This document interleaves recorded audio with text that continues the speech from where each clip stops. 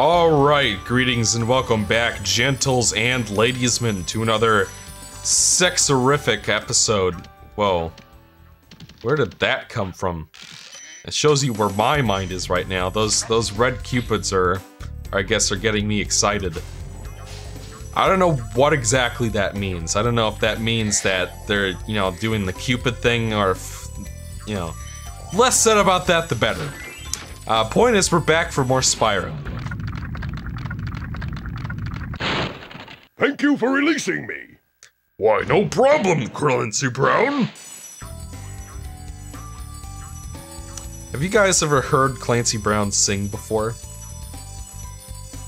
You guys might remember there's one episode of, SpongeBob, where Mr. Krabs loses a bet to Plankton, and he loses, basically, SpongeBob has to go work for Plankton then. And, Tom Kenny and Clancy Brown have a duet in that episode where they both sing "It's Just a Greasy Spoon Without You." And, my brother and I think it's hilarious when Clancy Brown sings, because our mother finds it cringy. Good times. So this Lofty Castle kind of splits into several different directions after the first couple sections. Like, there's another chunk of the level back over there that I probably should have done first, but, you can go either that way or this way, but you have to go through both to complete the stage, which is, like I said, structurally, by the time you reach Beastmakers, the game really opens up and starts to experiment a little bit in terms of stage size and stage layout, but it never gets too big or too convoluted.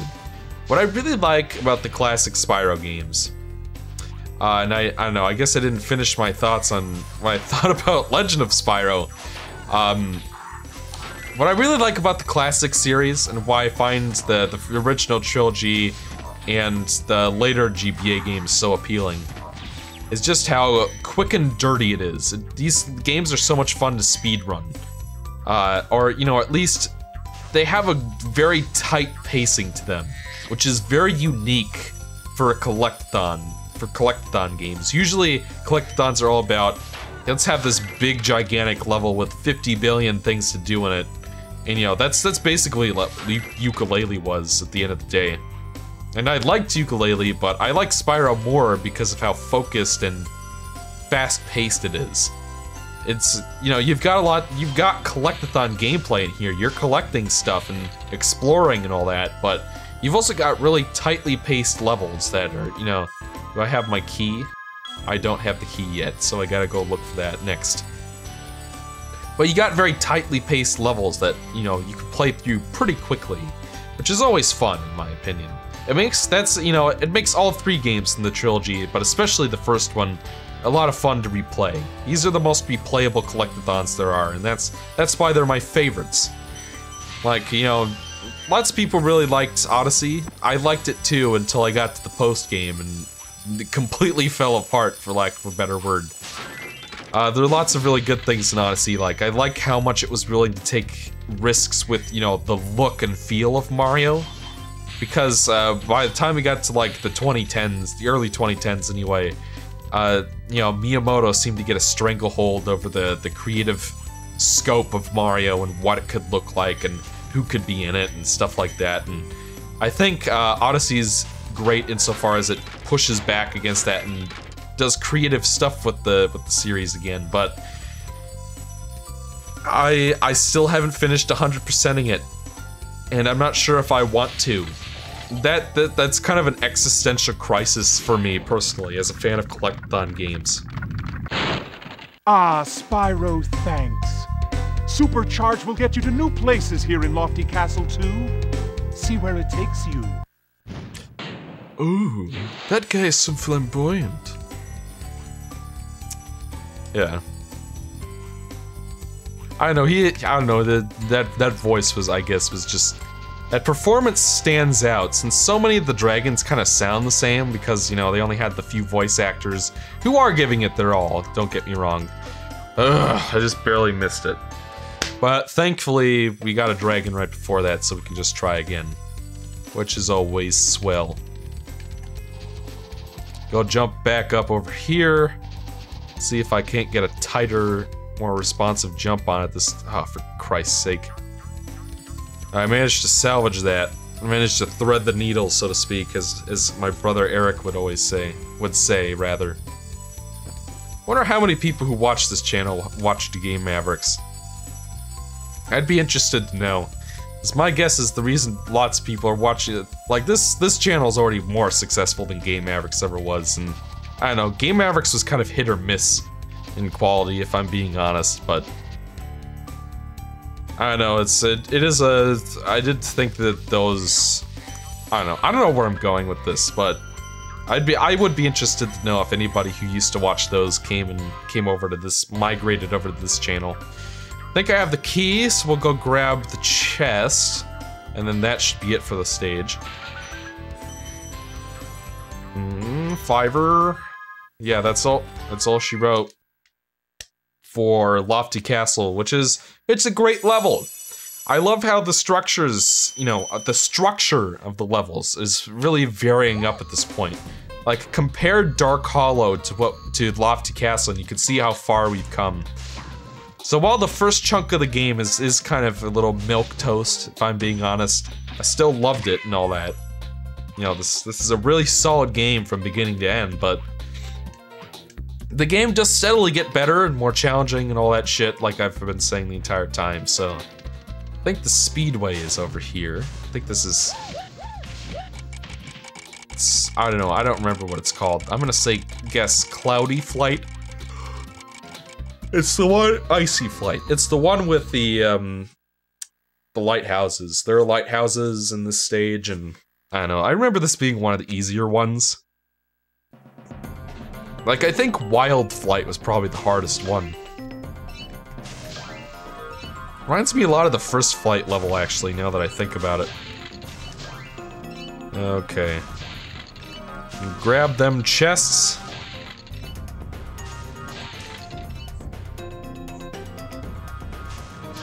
And loop around. Oh, did I miss chest back over there? Good thing I saw that. Yeah, like I said, this one's pretty loose. Like, the timing in Wild Flight is so strict. Then you play this one and it's just like... You can fuck up quite a bit and still win, I find. Mostly because the barrels are like right next to each other and all that. And we'll loop back around for the propeller guys. They're a bit trickier to get than the ones from the first level. Ah, there it is. I was wondering where the train was at. I guess I must have missed a train, because I didn't see it there. Yeah, I might have fucked this up. Let's see if we can't salvage it. The train's bound to show up eventually. I don't know, I'm not the best at these... I don't know, I guess I missed a chest too. I'll just start over. Why the fuck not? I'll try again. Alright, there's a chest right there. Oof. Usually, and I was talking about how this one was easy. Oy vey. Give this another shot. I don't really have anything complexicated to say about this part. Oh, that must have been the chest I missed earlier. It was hiding behind the lighthouse. Practice playthroughs, folks. Don't wait too long after your practice playthroughs. Let's see. Like with games like Donkey Kong Country 1 through 3, I played them so many times just, you know, on my own, that I probably didn't need to practice too hard for them, but even then, it made a difference. You would be surprised. Alright, there goes those two. How did I miss these trains earlier? I really don't get it. Oh well. We'll get the whirligigs and then we should be all set. These guys can sometimes be tricky if you get if you get in a bad kind of timing with them, but you know, still nothing too challenging. That's all she wrote, folks. And we don't need to try again, because we won.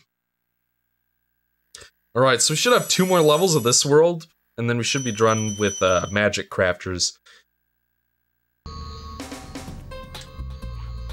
So I think the next world is over here. That's the boss, which we'll save for last. Because it is the creepiest level in this world, after all. Well, that was blunt. Usually I would laugh at something like that, but I don't know. I guess my heart is too empty tonight to have the joy of laughter at the, you know, visuals like that. So, Haunted Towers, which is kind of a weird name. I feel like Dark Passage should have been called Haunted Towers, but there aren't even really any, there's nothing really haunted about this level. Sort of, like that suit of armor right there. And we'll be seeing that more as the level goes on. I guess the wizards from Magic Crafters are back, and they're back with a vengeance. And I always thought it was cute how those, like, you know, I think the idea is that those suits of armor are supposed to be possessed by a ghost or something, and that's why it's called Haunted Towers. But if that's the case, they don't really make it all that clear. And add that to the list of embarrassingly terrible deaths that I should be able to play better than. I don't know how I fucked that up. I'm not perfect at video games. I hope you guys know that. I never said anything to the contrary. Never meant to masquerade as some kind of amazing gamer or anything. I just want to have fun. That's all. And usually when I'm practiced up at a game like this, I can do pretty well, but it is getting late, personally. It is getting late where I live, and it's been kind of a long day with trying to get the review out and all that, and that's always stressful, because you never know how it's gonna go. And it is true that, you know, you can get 30 people congratulating you and patting you on the back and saying, hey, that was a great video, but it only takes that one guy. And it's not like everybody needs to love everything I make or anything, because it's not like, I don't know, I don't have any pretense of my videos being perfect, because I always try to make everything better with every video, but it's like, you know, it can be kind of frustrating and a kind of demoralizing to put a lot of work into something and only to realize that, oh, I forgot to talk about that, or oh, I don't know. It's always like the weirdest things that people get mad about too. Like stuff that I never really thought much of when I was like writing a script or recording or editing or whatever. Then the video comes out and people get really hung up on something that I didn't anticipate. I'm like, oh, that's interesting. I don't know, hopefully you guys enjoyed the Mega Man Base Remake or Rebreak episode. So that was like, holy shit, that was probably the hardest video I've ever worked on. Easily. I don't know, Super Mario 64 is probably harder actually, but still. It was a long editing process for that one. And I think the reason for it is like, just watching some reviews from my friends more recently is that I know Retropolis Zone doesn't do this, and he's more like me when it comes to this particular aspect, but I find that with other reviewers, they tend to reuse clips more often. Like, they'll just have like the same 5 or... Hey Spyro, all dragons know there's magic in a fairy's kiss. See what it can do to your power of flame. There's your hint that Super Flame is what you need to use on these suits of armor. Actually, there is a supercharge in this level. Even though the power-ups aren't as interesting or fleshed out in ways that they are in later games, they are very well utilized. Supercharge more so. Super Flame is kind of underutilized. But, you know, the levels where they do bring it in it is pretty fun to use. It's kind of more like a timing sort of thing. I don't know, I guess all the Spyro power-ups are like that, but I don't know. There are more power-ups in Spyro 2, and they change kind of how they work. But they're still fundamentally the same ideas. Like, you always have Supercharge and Super Flame, but Super Flame's way different in Spyro 2. I know, but one thing I find is that a lot of other reviewers, especially in my corner of the internet, will tend to like they'll tend to use longer gameplay clips. Like when I edit a video, I very meticulously select the gameplay clip that I include. I don't know, it doesn't always work out and it's the most boring thing in the world too. It's sifting through hours of footage just to find that 2 or 3 seconds worth of content that sums up the idea you're trying to talk about. And I am the type of person where if it turns out that I was wrong about something, I will go back and edit like the script and stuff and re-record lines, because I don't want to willfully misrepresent games. I don't try to anyway. I try to give a fair and honest review. So like if I say, oh, this was really annoying, but then I look back at the footage and I'm like, you know, that was probably my fault, I'll change it. Because what the hey.